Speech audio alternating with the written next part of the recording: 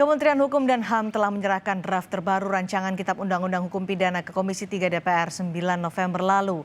Kemenkumham mengklaim draft RKUHP terbaru diberikan setelah mendengarkan aspirasi masyarakat di 11 kota.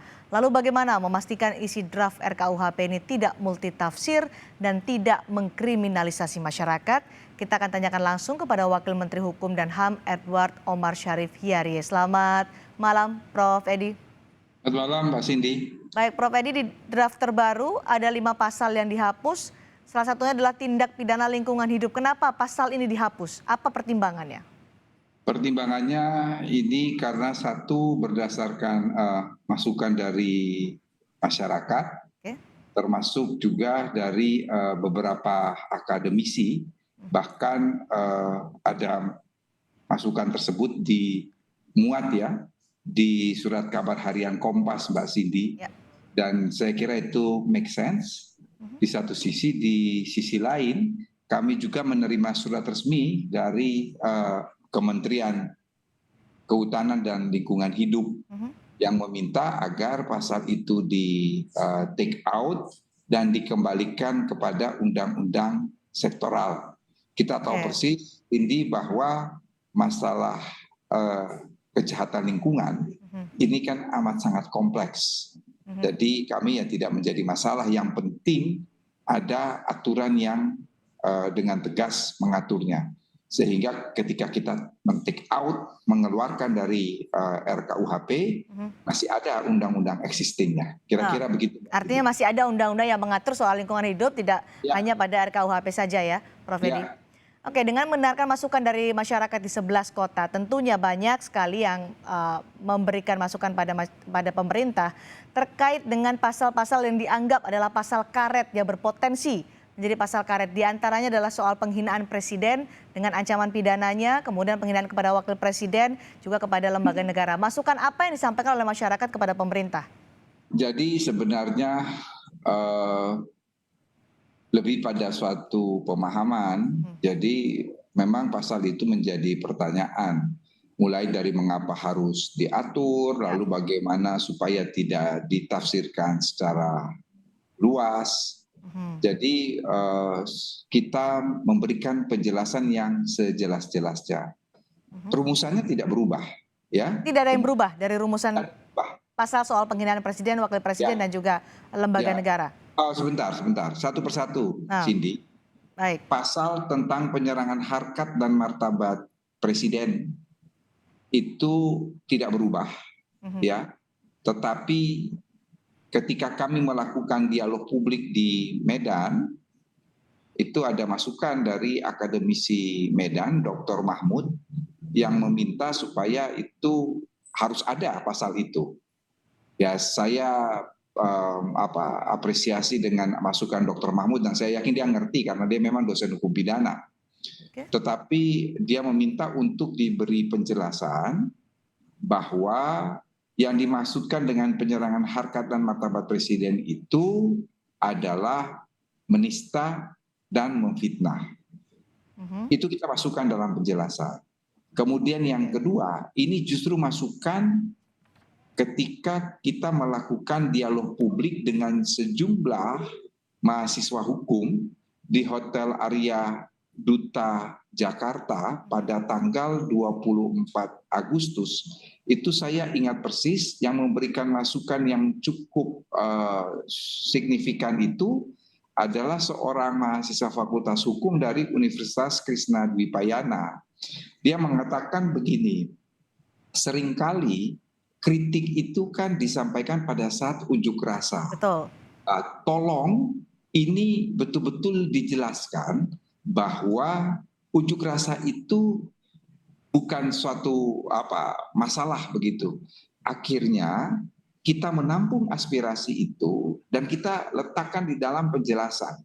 Jadi kalau kita orang hukum itu membaca suatu undang-undang, setelah kita membaca babnya, kemudian kita membaca pasalnya, kita harus melihat penjelasan. Karena itu merupakan satu kesatuan yang utuh dan tidak bisa dipisahkan. Jadi penjelasannya itu kita melakukan penambahan-penambahan Dan di dalam penjelasan pasal yang menyerang harkat dan martabat presiden itu dikatakan bahwa tidak termasuk sebagai penyerangan harkat dan martabat presiden apabila itu disampaikan dalam rangka kepentingan umum atau pembelaan diri. Kepentingan umum itu dijelaskan bahwa yang dimaksudkan dengan kepentingan umum itu adalah kritik terhadap kebijakan presiden dan atau wakil presiden. Tidak hanya itu sih, ditambahkan juga bahwa pasal ini tidak dimaksudkan untuk menghalangi kebebasan berdemokrasi, kebebasan berekspresi, kebebasan berpendapat yang diwujudkan antara lain dalam bentuk unjuk rasa. Jadi kira-kira menurut Cindy kurang jelas apa lagi? Ya. Oke, jadi menurut Prof. Edi ketika ada kritikan yang menyatakan bahwa pasal dengan penghinaan martabat, harkat dan martabat presiden ini membungkam kebebasan berekspresi warga negara dalam demokrasi ketika akan mengkritik pemerintah, gugur dengan penjelasan itu? Oh sudah gugur dengan penjelasan itu. Kalau masih bilang multi interpretasi lagi itu ya ini suruh kuliah di Fakultas Hukum, nanti saya ajar bagaimana metode interpretasi. Soal itu berujung pada indikasi fitnah, kemudian juga penghinaan. Pembedanya seperti apa, Prof. Edi? Karena biasanya pada aplikasinya ketika oleh penegak hukum juga bisa saja multitafsir juga ketika ini kritikan itu kemudian dianggap sebagai fitnah tidak berdasar. Apa pembedanya? Apa yang kemudian bisa meyakinkan bahwa yang dilakukan adalah kritik, bukan fitnah dan hal yang dimasukkan tadi? Oh iya jelas Cindy, fitnah itu kan tidak perlu orang kuliah di Fakultas Hukum. Anak masih sekolahan aja ngerti. Yang dimaksudkan dengan memfitnah itu kan menuduh seseorang padahal diketahuinya bahwa tuduhan itu tidak benar, itu namanya fitnah. Jadi di dalam hukum pidana Cindy, yang namanya penghinaan itu hanya ada dua. Yang satu adalah yang kita sebut dengan istilah smart. Smart itu adalah menista. Menista itu contoh ya, menyebut nama orang dengan sebutan kebun binatang. Itu menista, merendahkan martabat. Kemudian yang kedua itu adalah fitnah. Saya kira fitnah itu adalah suatu perbuatan yang melawan hukum dimanapun di muka bumi ini, ya. Dan saya kira tidak ada satu ajaran agama pun yang membenarkan fitnah itu, ya. Jadi ya mohon maaf, hanya yang tidak bisa memahami fitnah dan kritik itu ya saya kembali bertanya, fitnah dan kritik itu kan dua hal yang berbeda. Kalau misalnya saya mengatakan bahwa kebijakan negara itu ngawur, itu bukan fitnah, itu bukan menista, itu kritik. Ya. Baik. Jadi menista masih 1,5 tahun penjara, dipidana maksimal 3 tahun penjara ya, Prof. Edi? Ya. Betul. Baik. Ada juga pendapat dari ICJR yang meminta hukuman pidananya digantilah dengan kerja sosial maksimal 6 bulan. Apakah ini memungkinkan untuk dilakukan soal pasal penistaan terhadap presiden atau penghinaan harkat dan martabat presiden? Deliknya akan seperti apa? Delik aduan atau delik biasa? Jadi itu satu delik aduan. Kalau delik aduan itu berarti hanya bisa presiden atau wakil presiden saja yang mengadu. Jadi nggak bisa yang lainnya, itu yang pertama. Kemudian pasal itu juga ada alasan penghapus pertanggungjawaban pidana seperti yang tadi saya katakan. Apabila itu berkaitan dalam rangka pembelaan diri atau untuk kepentingan umum tidak dapat dijatuhi pidana. Kira-kira seperti itu, Cindy. Oke, artinya tidak ada lagi orang yang bisa mengadu orang lain selain presiden dan wakil presiden terkait dengan hinaan itu. Betul. Oke, baik. Ada juga soal kritikan dari masyarakat terkait dengan RKUHP terkait dengan pasal penghinaan kekuasaan umum. Apakah ada perubahan secara radikal oleh pemerintah soal ini? Ada. Jadi ini juga termasuk yang dikritik ya, karena kekuasaan umum itu terlalu luas. Sehingga apa yang dimaksudkan dengan kekuasaan umum?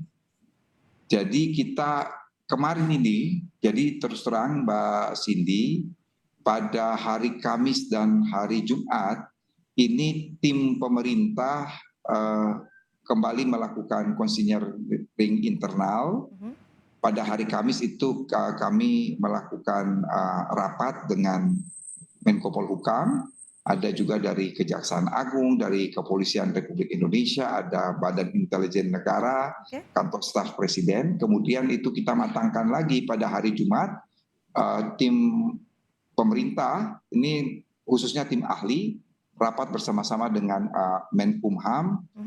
Dalam 2 hari ini kita kemudian akan mengajukan perubahan yang cukup signifikan terhadap pasal penghinaan terhadap kekuasaan umum. Ini betul sangat multitafsir.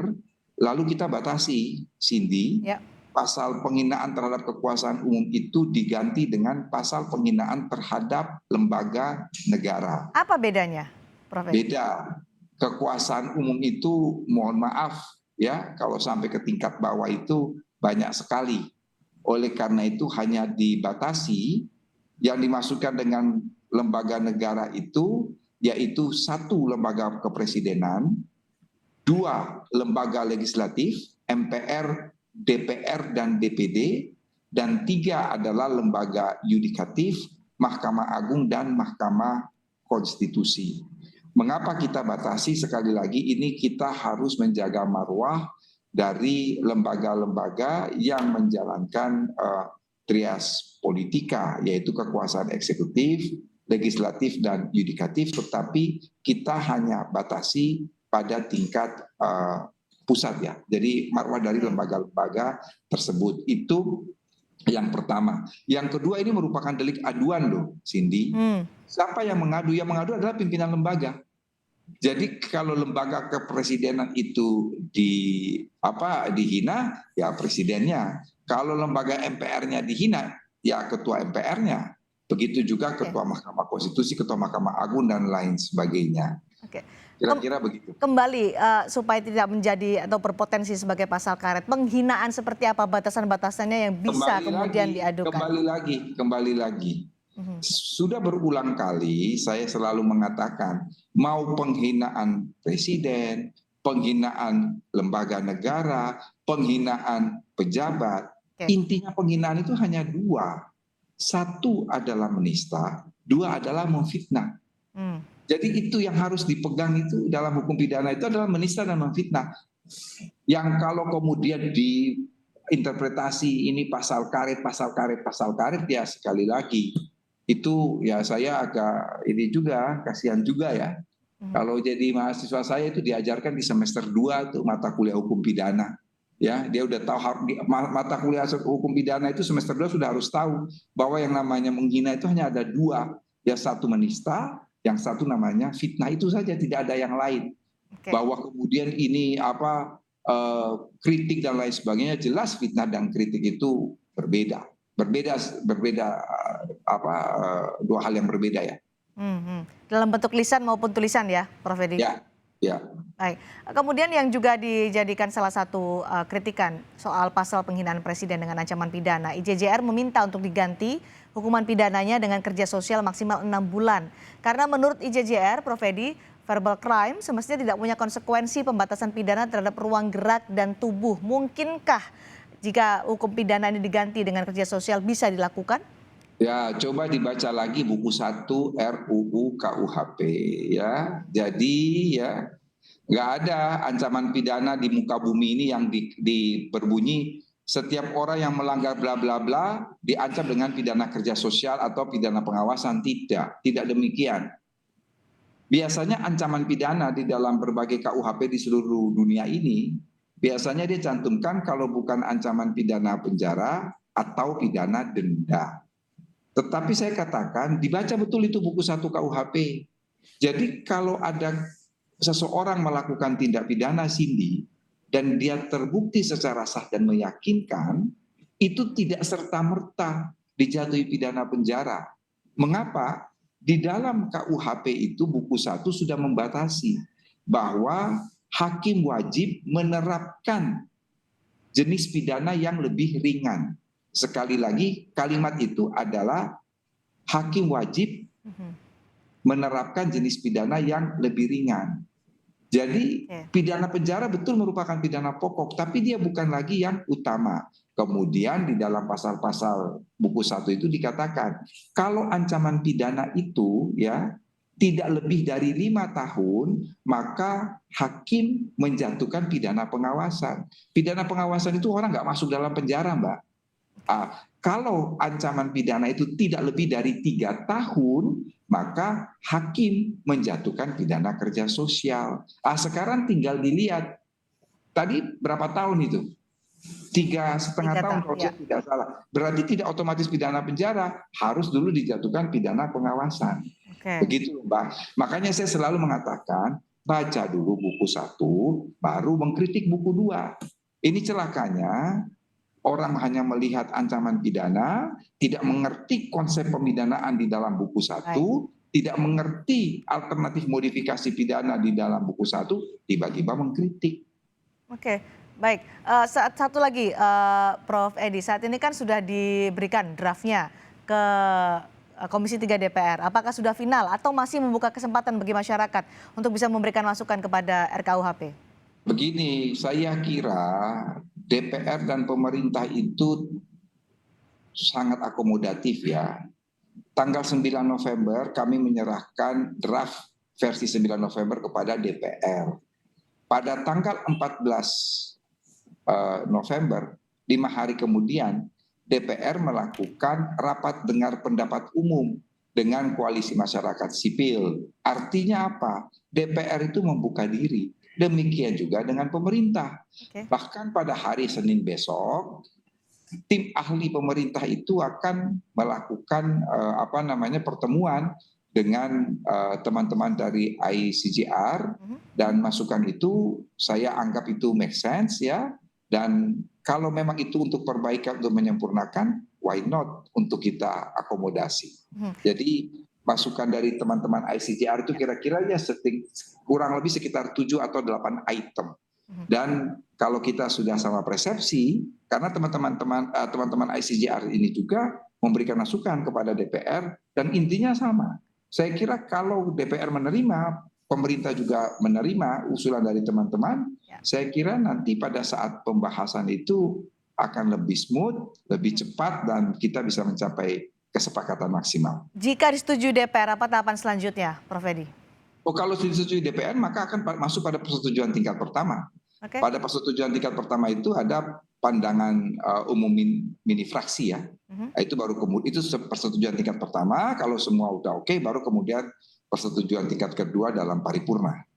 Bagaimana menjamin bahwa RKUHP yang kemudian disusun sesuai implikasinya dengan penegakan hukum sampai ke bawah, karena biasanya kan ada kesalahan atau multitafsir juga mungkin dilakukan oleh pada saat penegakan hukum untuk mengartikan RKUHP ini. Bagaimana jaminannya untuk bisa sesuai dengan apa yang diinginkan dalam RKUHP atau termaktub dalam RKUHP dan aplikasinya?